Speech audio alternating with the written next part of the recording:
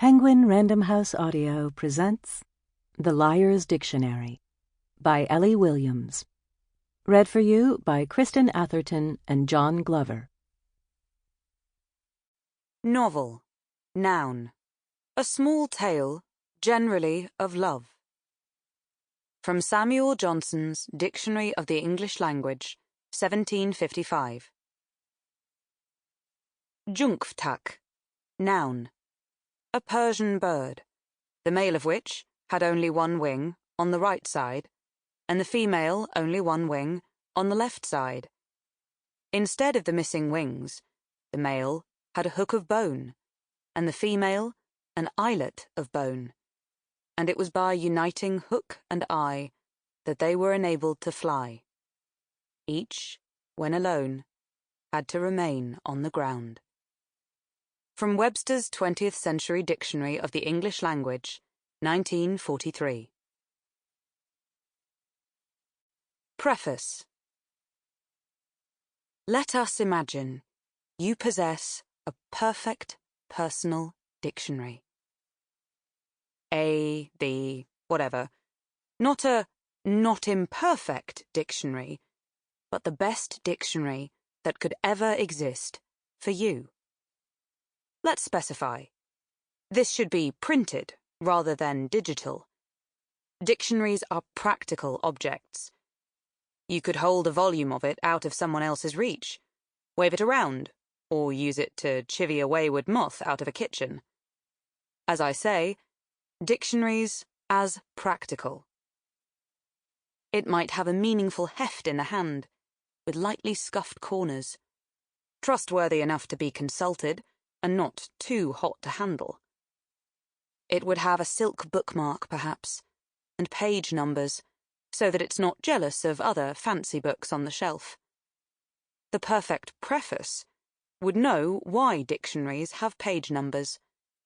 The dictionary's title would be stamped in gold across the spine. Its paper would have a pleasing creaminess and weight, with a typeface implying elegance, an undeniably suave firmness, or firm suaveness. A typeface that would be played by Jeremy Brett or Romaine Brooks. A typeface with cheekbones.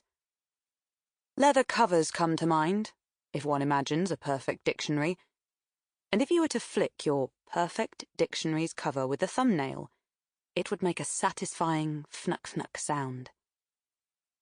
I admit that I have a less than great attention span, so my perfect personal dictionary would be concise and only contain words that either I don't yet know or ones that I frequently forget.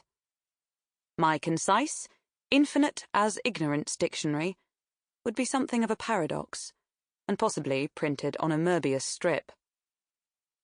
My impossible, perfect dictionary. Let us dip into a preface and push it open with our thumbs, as if we are splitting some kind of ripe fruit. Opening a book is never anything like that, though, really, is it? And this simile is a bad one. My perfect dictionary would open at a particular page because of the silk bookmark already lodged there. 2,500 silkworms are required to produce a pound of raw silk. What is the first word one reads at random on this page? I have been sidetracked. Some words have a talent for will-o'-the-wispishly leading you from a path that you had set for yourself deeper and deeper into the parentheses and footnotes, the beckoning "see also" suggestions. Exactly how many dictionary covers could one make by peeling a single cow? Who reads the prefaces to dictionaries anyway?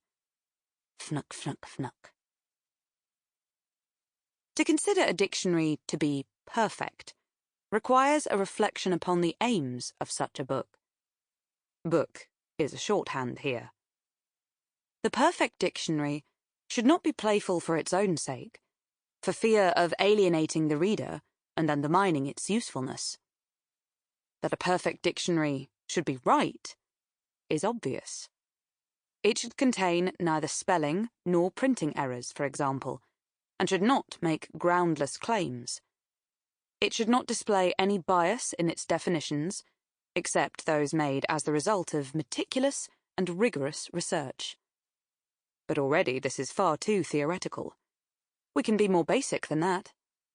It is crucial that the book covers open, at least, and that the ink is legible upon its pages. Whether a dictionary should register or fix the language is often touted as a qualifier. Register, as if words are like so many delinquent children, herded together and counted in a room. Fixed, as if only a certain number of children are allowed access to the room, and then the room is filled with cement. The perfect preface should not require so many mixed metaphors. The preface of a dictionary, often overlooked as one pushes one's thumbs into the fruit filled with silkworms and slaughtered cows, sets out the aims of the dictionary and its scope. It is often overlooked because by the time a dictionary is in use, its need is obvious. A dictionary's preface can act like an introduction to someone you have no interest in meeting. The preface is an introduction to the work, not the people. You do not need to know the gender of the lexicographers who worked away at it, certainly not their appearance, their favourite sports team, nor favoured newspaper, for example. On the day they defined crinkling, noun, as a dialect word for a small type of apple, the fact that their shoes were too tight should be of absolutely no matter to you. That they were hungover and had the beginnings of a cold when they defined this word will not matter, nor that, unbeknownst to them, an infected hair follicle under their chin, caused by ungainly and too hasty shaving, is poised to cause severe medical repercussions for them 2 months down the line, at one point causing them to fear that they are going to lose their whole lower jaw.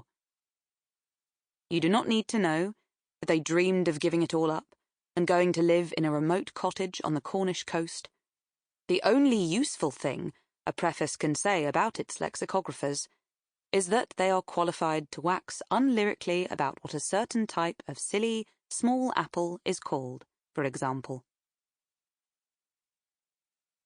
The perfect dictionary reader is perhaps a more interesting subject for a dictionary's preface.